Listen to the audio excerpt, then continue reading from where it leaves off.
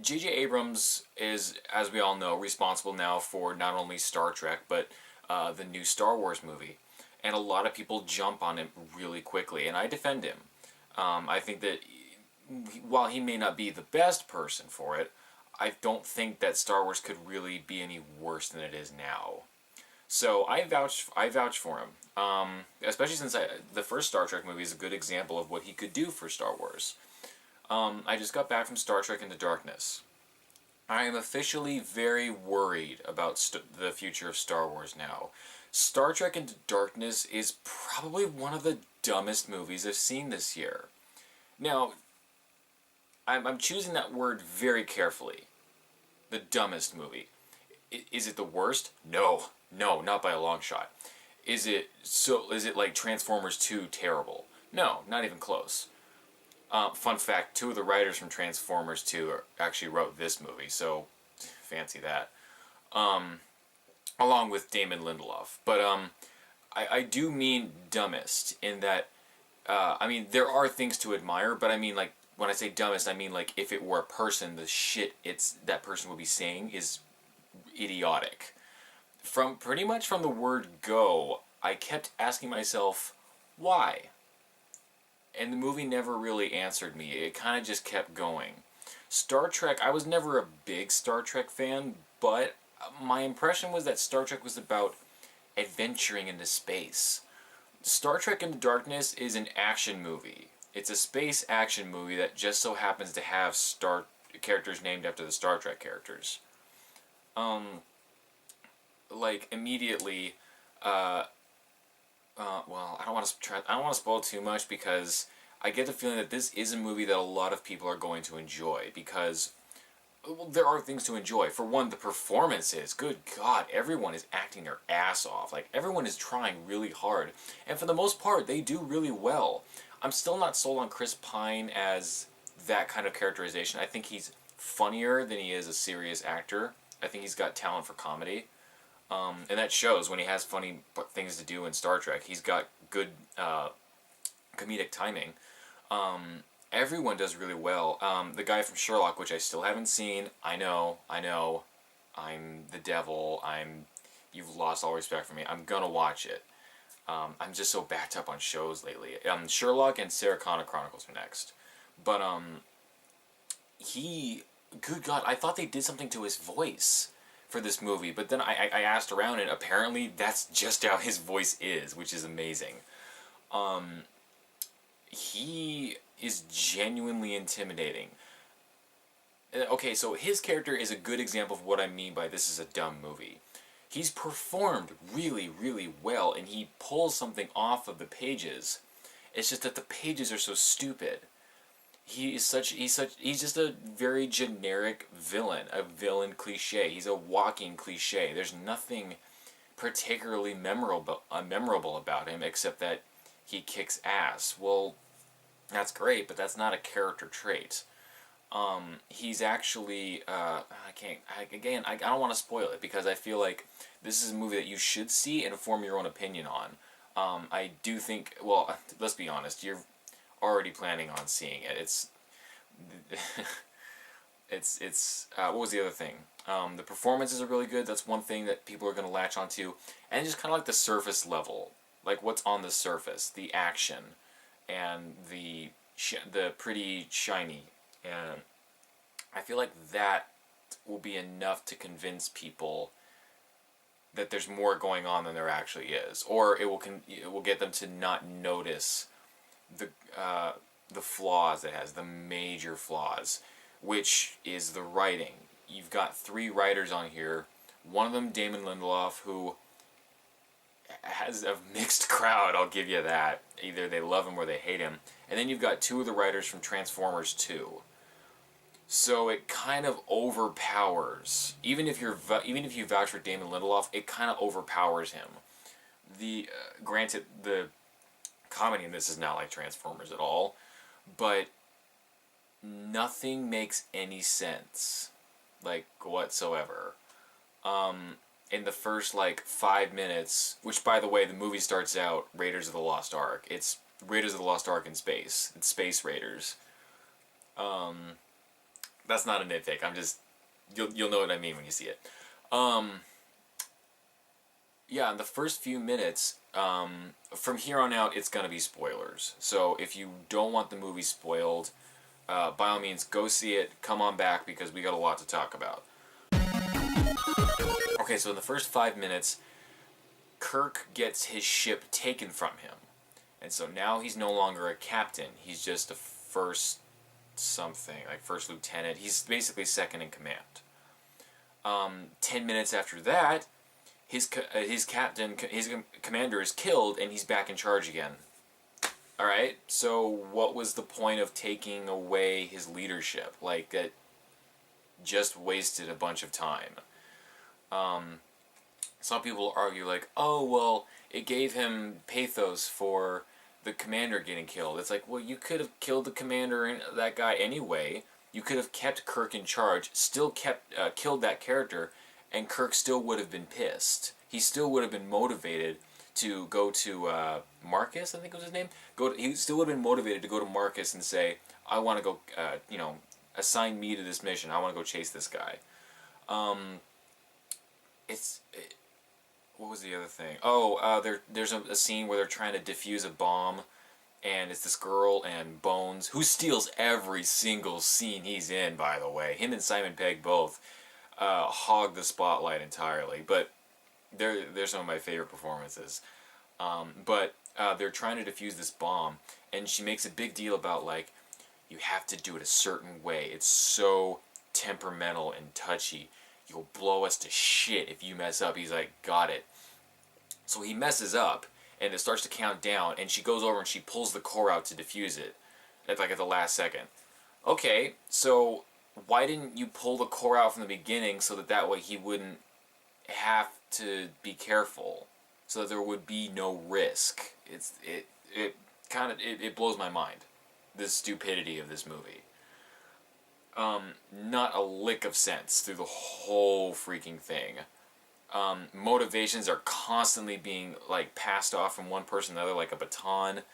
And at a certain point, and now we're really getting into spoilers. So even if you stuck with me this far, like we're talking like Dark Knight Rises level spoilers, or like Game of Thrones level spoilers. So I'm dead serious. If you haven't seen the movie, and I'm gonna start talking about it in about 2 seconds. So if you still watch and I spoil it for you, it's your own fault. Okay. All right. So it turns out that Cumberbatch's character, initially John Harrison, which is a nod to the original Star Treks, turns out he's Khan. Big shock. If you've been following the movie, it's not that shocking. But I mean, if you've kind of been keeping your head down and your ears covered, it would come as a surprise. And that's fine. The character of Khan is great when it was done the first time. Again, this time the character, everything is written so poorly, everything that was unique about the character is completely lost, and he's just a villain cliche. He's well acted. You believe what he's saying, it's just that what he's saying is shit. At around the 3/4 mark, 3/4 of the way into the movie, it completely gives up on being its own universe, on being its own independent Star Trek thing. Because these movies are, as we've established in the first movie, are a parallel universe. So, fair game. Anything goes. At about the 75% of the way through the movie, it completely gives up on being an independent parallel universe, and it seriously is just like it's just a remake of the original of Star Trek 2. It's just a remake of Wrath of Khan. Like, it's almost like they went down a checklist and just like, okay, we gotta have that scene, we gotta have that scene, we gotta have that scene, we gotta have that moment in that scene. And it's really, really distracting. And it even like, okay, there's a scene kind of near the end between Spock and Kirk. And again, performances are solid. But I can't get invested because I know what the consequences of this are not permanent. They already established earlier how they're going to fix it, so I was not shocked in any way, shape, or form. And secondly, because the again, because they're just remaking Wrath of Khan. In Wrath of Khan, those consequences were undone too, but better. And I was like, okay, well, if they're just basing this off of Wrath of Khan, then this is not permanent. And see, keeping that scene, the consequences of that scene permanent would have been ballsy. That would have been really shocking. But of course, we can't have that in these movies. We have to keep that because people wouldn't like that. We have to appease to them. You know, you've got the characters are just so. I'm running out of things to say here.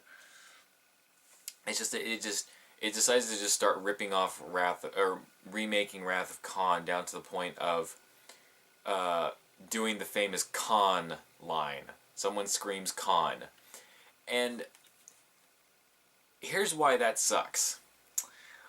That has become a joke at this point. It's become a meme, essentially. You cannot put some. I get that that's a reference to Wrath of Khan. You have to also acknowledge, though, that at this point in time, where we are at now,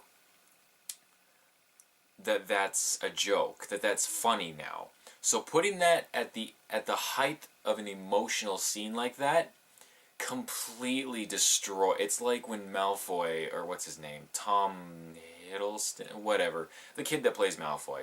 It's like when Malfoy, my friend Austin, Film Soup, made a good point. He said it's just like when Malfoy said, "Get your hands off me, you damn dirty ape," in the new Rise of the Planet of the Apes. Like, I could have just stormed out of the theater right there. It was so fucking stupid. And you didn't even need it in there. It didn't need to be in there at all. But because, again, we're just remaking Wrath of Khan down to the letter.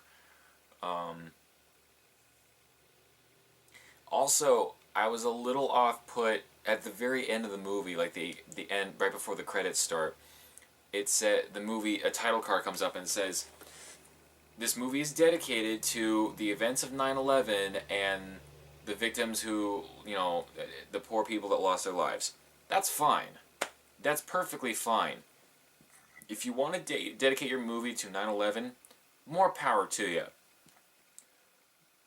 What I have a problem with is when you dedicate your movie to 9/11, when your movie contains a scene where the villain crashes a ship into a skyscraper. J.J. Abrams, fuck you. Moving on. All in all, Star Trek Into Darkness is really, really kind of lame. Is it terrible? No, by all means, it's not terrible. There are things to like in the movie. There are good performances. The sound editing is fantastic. The space battles are very well done. You can see what's going on. It's interesting what's going on, visually. It's just that there is nothing else going on in the movie. It is a pretty big disappointment. And I was trying not to hype myself up too much. I was excited, but I didn't want to go in there thinking, this is going to be better than the first one, because it is not.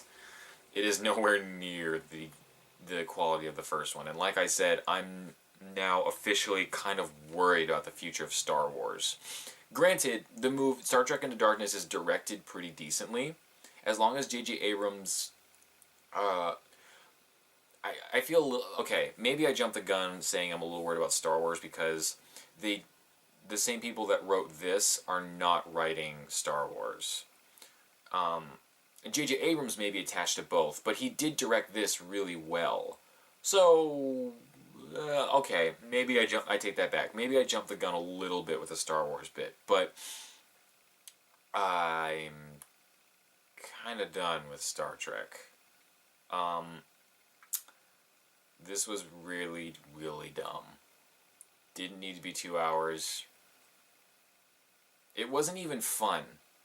There were moments in the first one where I was like, this is dumb, but I'm having fun. And I can buy it to a certain degree because I'm having fun. There's a certain level of suspension of disbelief.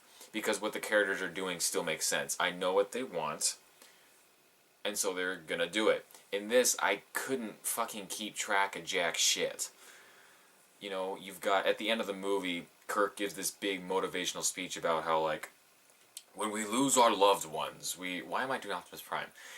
He gives this big speech about, oh, when we lose our loved ones, at first we want revenge, but that's not us. We're better.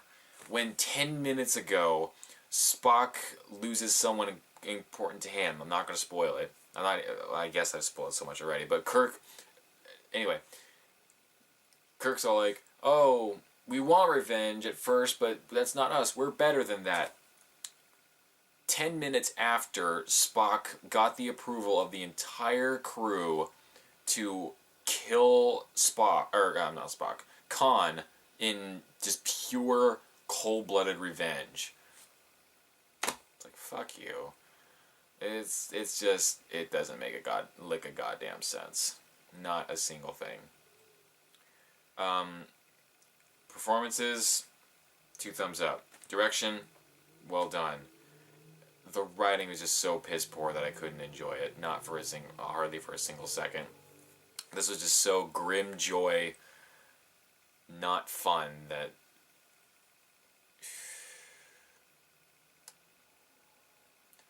I don't really recommend it, to be honest. But, again, to be honest, you've already seen it, or you're gonna see it regardless, so I guess that's pretty much it. Take what you want from that. I'd be really interested to hear what you guys have to say about Star Trek. And when I say that, I mean constructive criticism about the movie, not about what I'm saying. I want to hear what you think about it. So, yeah, guys, that's my thoughts on Star Trek. I'll get to Great Gatsby eventually. I figured this would be better than Great Gatsby, so I went to see this first. Now my expectations are kind of low. Maybe I'll like Great Gatsby, or maybe I would have liked it either way. I don't know. Find out on Sunday. That's when I'll be seeing it. So, until then, take care, everybody. Bye.